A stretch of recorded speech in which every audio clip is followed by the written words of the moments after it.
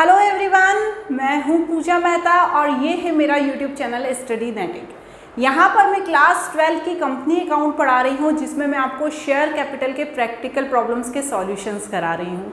Question number 80 तक हम कर चुके हैं। आज जो क्वेश्चन करने वाले हैं वो क्वेश्चन नंबर 81 करने वाले हैं। आज का वीडियो मेरे लिए बहुत ही ज़्यादा स्पेशल है, क्योंकि आज यहाँ पर मैं अपने नए डिजिटल बोर्ड पर आपके लिए क्वेश्चन लेकर आई हूँ। आगे भी क्वेश्चंस मैं डिजिटल बोर्ड पर ही कराऊंगी। हो सकता है ये बोर्ड अभी नया नया है मेरे लिए, तो मुझे भी थोड़ी दिक्कत आए और आपको भी थोड़ी दिक्कत आए, पर डेफिनेटली इस पर आपको बहुत अच्छे से समझ में आएगा।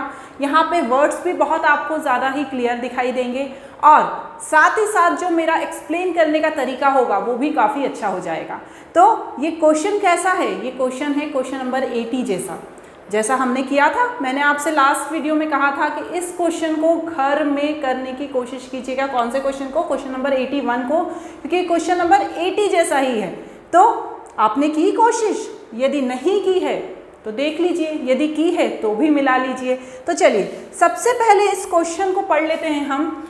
अमल had applied 7000 share of 10 each at the premium of 5 per share. He was allotted 4000 share on pro rata basis। ये जो क्वेश्चन है वो pro rata basis का है। After having paid a 3 per share on application, he did not pay allotment money।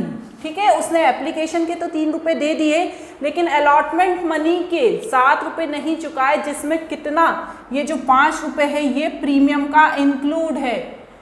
And on his subsequent failure to pay the first call of 3 पर share, उसके बाद उसने फर्स्ट कॉल का भी पैसा नहीं चुकाया।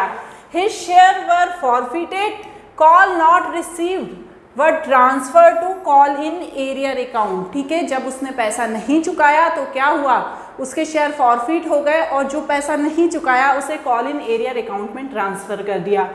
हिज शेयर वर री issued at the rate of 8 पर शेयर, मतलब कम पर री इशू कर दिया। 10 प्राइस था और 8 पर री इशू कर दिया। ये फुली पेड हो गए। इसमें नेसेसरी जनरल एंट्री करनी है for feature and re issue of share की। कुछ बच्चे ऐसे हैं जो क्वेश्चंस कर रहे हैं फिर भी बहुत ज़्यादा कन्फ्यूज़न में हैं कि भैया री इशू और फॉर फीचर की एंट्री क्यों की जाती है या कैपिटल रिजर्व की एंट्री क्यों की जाती है। तो उनके लिए मैंने एक अलग से वीडियो बनाया है। कल ही उस वीडियो को मैंने अपलोड किया है कि कैपिटल रिजर्व की एंट्री क्यों की जाती है। आप जाकर वो मेरा वीडियो ज़रूर देखिएगा, क्योंकि उस वीडियो को देखने के बाद आपके सारे कॉन्सेप्ट क्लियर हो जाएंगे। आपको कोई भी कन्फ्यूज़न नहीं रहेगा। कब आपको फॉर्मूला लगाना है कैपिटल रिजर्व में, कब आपको डिस्काउंट निकालना है, कब आपको प्रीमियम निकालना है, उस वीडियो में मैंने बहुत अच्छे से समझाया है। यहाँ पर मैं आई बटन पर भी उसका लिंक दे दूँगी, साथ ही साथ डिस्क्रिप्शन में भी दे दूँगी, नहीं तो प्लेलिस्ट में तो वो डला ही हुआ है, आप देख लीजिएगा। तो चलिए इस क्वेश्चन को समझते हैं। इस क्वेश्चन में मेन बात क्या कह रहे हैं? इस क्वेश्चन में मेन बात ये कह रहे हैं कि 7000 के शेयर हैं। ठीक है, शेयर का प्राइस क्या है? 7000। ठीक है, 7000 शेयर हैं। 7000 शेयर उनका इशू किया गया है 10 पर। ठीक है, 10 पर इशू किया गया है और 5 क्या है? प्रीमियम है। 5 क्या है बच्चों? 5 है प्रीमियम। ठीक है, आपको दिख रहा है ना, वैसे तो ये इधर भी खिसक जाता है तो 5 क्या है? प्रीमियम है। अब ये आगे क्या कह रहे हैं? आगे ये कह रहे हैं कि इनका जो अलॉटमेंट है 7000 शेयर के लिए उसने अप्लाई किया था। अप्लाई कितने के लिए किया? 7000 के लिए किया और उसे अलॉट हुए 4000। तो ये प्रो राटा बेसिस पे हो गया। 4000 उसे अलॉट हुए। अब भैया उसने अप्लाई 7000 के लिए किया, अलॉट उसको 4000 हो गए। अब आप ध्यान से देखिए, इन्होंने एप्लीकेशन पे कितना मांगा है? एप्लीकेशन पर मांगा है, देखिए यहाँ पर लिखा है एप्लीकेशन पर इन्होंने मांगा है 3 रुपये, अलॉटमेंट पे मांगा है 7। कितना मांगा है? 7, जिसमें 5 प्रीमियम का इंक्लूड है। 5 कितने का इंक्लूड है? प्रीमियम का। तो मतलब क्या हुआ? 3 एप्लीकेशन पे, 2 अलॉटमेंट पे, फर्स्ट कॉल पे कितना है? फर्स्ट कॉल पे इन्होंने मांगा है 3 रुपये। ठीक है, फर्स्ट कॉल भी नहीं चुकाया उसने। तो क्या उन्होंने पूरा कॉल कर लिया? 3 3 6 7 8? नहीं, सिर्फ अभी उन्होंने कितना कॉल किया है? 8 रुपीज़ ही कॉल किया है। समझ में आ रही है ना आपको बात? कितना रुपीज़ कॉल किया है? सिर्फ 8 रुपीज़ ही कॉल किया है। तो यहाँ पर हम जो कॉल्ड अप वैल्यू है हमारी वो कितनी है? Called up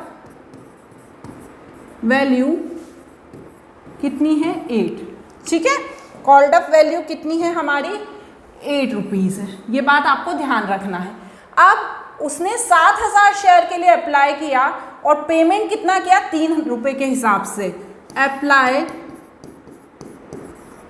for 7000 share. So money received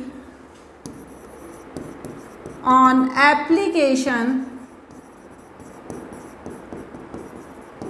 कितनी? 7000 इंटू 3 कितनी मनी रिसीव हो गई?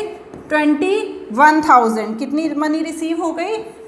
21,000। ठीक है, अब ये 21,000 जो मनी रिसीव हुई है होनी कितनी चाहिए थी? क्योंकि उसे 4000 शेयर ही हमने क्या किए हैं? अलॉट किए हैं। तो उसकी मनी कितनी रिसीव होनी चाहिए थी? मनी रिसीव्ड, कितना मनी रिसीव्ड होना था? 4000 का। 4000 इंटू 3 12,000। तो एक्सेस मनी कितनी रिसीव हो गई बच्चों? एक्सेस मनी रिसीव्ड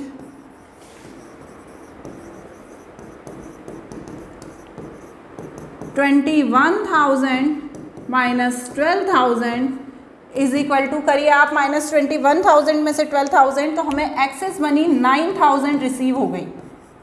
ये हमारी क्या है? एक्सेस मनी है। अब क्या हुआ?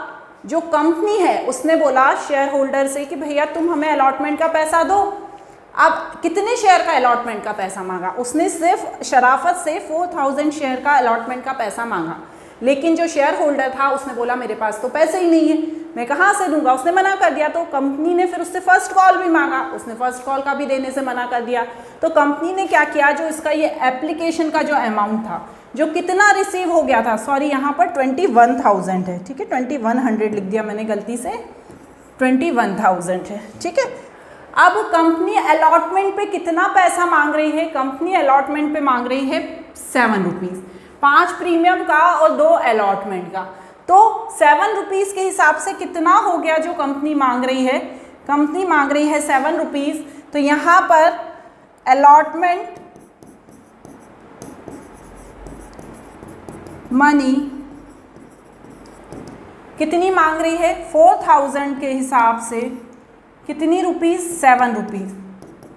28,000 रुपीज़ कंपनी मांग रही है। किससे? वो शेयर होल्डर से, जिसके पास कितने शेयर हैं? जिसको कंपनी ने 4000 शेयर अलॉट किए थे। उसने अप्लाई ज़रूर किया था 7000 के लिए, पर कंपनी ने सिर्फ उसको 4000 शेयर ही अलॉट किए थे। अब कंपनी उससे 28,000 रुपये मांगे, उसने मना कर दिया। तो कंपनी ने बिल्कुल शराफत से, कंपनी कहाँ पे गई? कंपनी गई ऊपर किसके पास? ये 21,000 के पास, क्योंकि उसके 21,000 और पहले उसने दिए थे, उसमें से 12,000 रुपये उसको एप्लीकेशन के रिसीव हुए, और अलॉट होने के बाद उसका जो एक्सेस अमाउंट है वो 9,000 रुपये कंपनी के पास ऑलरेडी पड़ा हुआ है। तो कंपनी क्या करेगी? सबसे पहले, आपको मैंने पहले वाले क्वेश्चन में भी बताया था कि कंपनी जो उसकी ओरिजिनल वैल्यू है, ठीक है, उसकी जो ओरिजिनल वैल्यू है, ओरिजिनल वैल्यू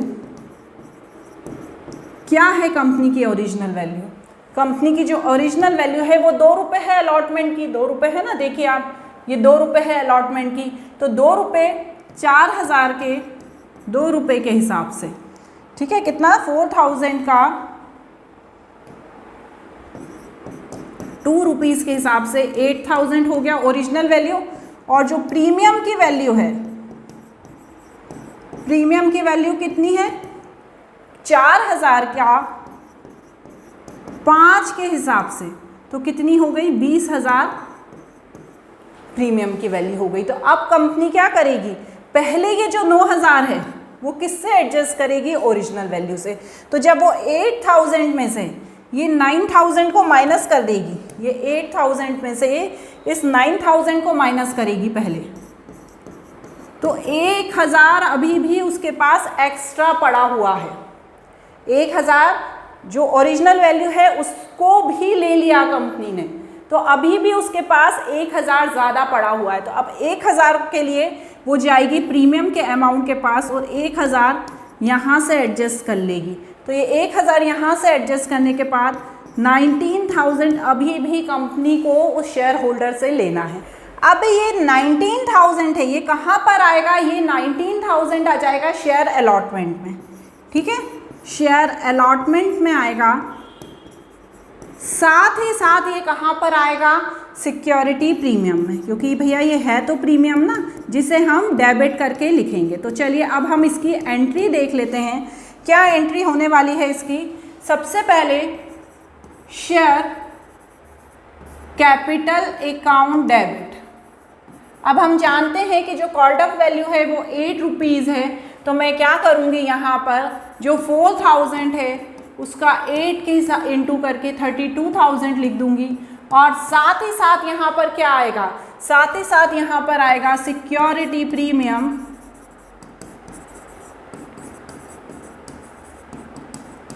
अकाउंट डेबिट। ये भी डेबिट था, ये भी डेबिट है। कितना है सिक्योरिटी प्रीमियम? 19,000। अब ये 19,000 जब सिक्योरिटी प्रीमियम डेबिट हुआ है तो यहाँ पर to security premium share allotment के नाम से क्रेडिट हो जाएगा, क्योंकि अलॉटमेंट में ही तो पैसा मांगा है ना सिक्योरिटी प्रीमियम का। कितना हो जाएगा? 19,000। और उसने साथ ही साथ क्या किया? उसने फर्स्ट कॉल का भी पेमेंट नहीं किया है, तो फर्स्ट कॉल अकाउंट कितना नहीं किया है? 3 रुपये का 4000 के हिसाब से 4000 इंटू 3 कितना होता है? 12,000, ठीक है। कितना हुआ? 12,000। और बचा हुआ अमाउंट कितना? अमाउंट शेयर फॉरफीचर में जाएगा। अब यहाँ पर शेयर फॉरफीचर में कितना जाएगा? 7,000 का 3 रुपये के हिसाब से उसने 21,000 पे कर दिया था। 21,000 पे किया था ना, तो यहाँ पर क्या मैं पूरा का पूरा 21,000 लिख दूंगी? आपके क्वेश्चन का आंसर तो यही कह रहा है बुक का कि यहाँ पर पूरा का पूरा 21,000 लिख देंगे, पर ऐसा नहीं होगा। 21,000 में से जो 1,000 है वो माइनस होगा। कौन सा 1,000? ये वाला 1,000। इसको माइनस करना पड़ेगा क्योंकि ये सिक्योरिटी प्रीमियम में चला गया है और सिक्योरिटी प्रीमियम का पैसा यहाँ पर शो नहीं होता है। तो टोटल यहाँ पर 20,000 अमाउंट आ जाएगा। क्लियर हुआ? और बीइंग शेयर फॉरफीटेड, ठीक है, ये फॉरफीचर की एंट्री हो गई, ठीक है। क्लियर हो गया? अब सेकंड एंट्री किस चीज़ की करूंगी मैं? सेकंड एंट्री करूंगी शेयर को री इशू करने की। तो बस वही चीज़ है, सिंपल है, शेयर को री इशू करना। कम पर कर दिया, 10 का शेयर था लेकिन उन्होंने 8 पर कर दिया, तो यहाँ पर क्या एंट्री होगी शेयर फॉरफीचर की? Bank account debit, bank account debit to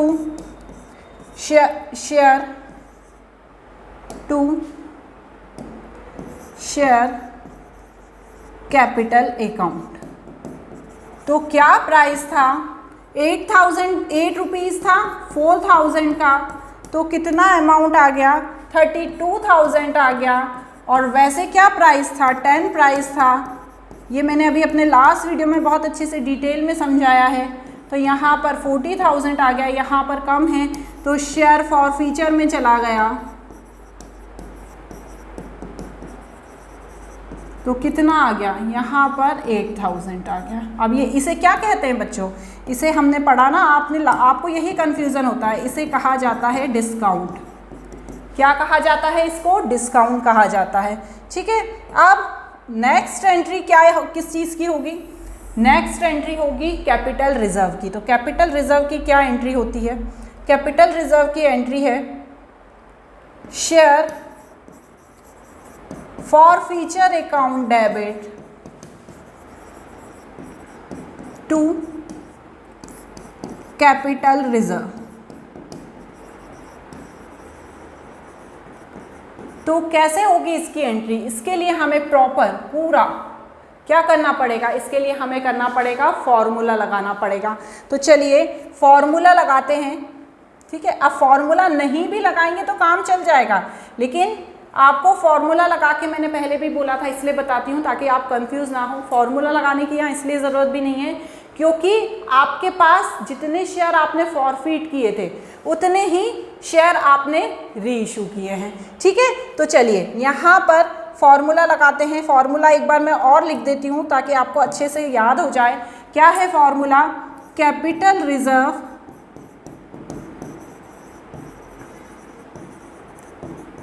is equal to forfeited money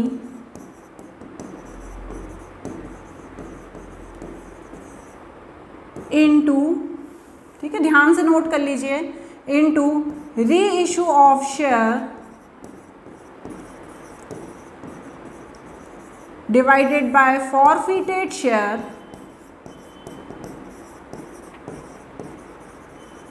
और इक्वल माइनस क्या करना है इसमें से माइनस करना है हमें डिस्काउंट, ठीक है। ये पूरा फॉर्मूला होता है, देख लिया, आप इसे नोट कर लीजिए। अब इस फॉर्मूले में हम क्या पुट करेंगे? इस फॉर्मूले में हम करेंगे अमाउंट। क्या अमाउंट है हमारा फॉरफीचर का? हमारा अमाउंट कितना दिया हुआ है? देखिए यहाँ पर मेरा दिया हुआ है फॉरफीचर का अमाउंट 20,000। जितने शेयर री इशू किए थे उतने ही फॉरफिट कर लिए, क्योंकि उसने 7,000 का पैसा दिया था लेकिन हमने उसे 4,000 ही अलॉट किए थे और वो पूरे फॉरफिट कर लिए। और उसमें से हम क्या डिस्काउंट है ये 8,000 माइनस कर देंगे, तो वैसे भी ये इससे ये कट जाएगा। तो डायरेक्ट यहाँ पर क्या अमाउंट आएगा? डायरेक्ट यहाँ पर अमाउंट आ जाएगा 20,000 माइनस 8,000, तो मैं यहाँ पर लिख दूँगी 12,000।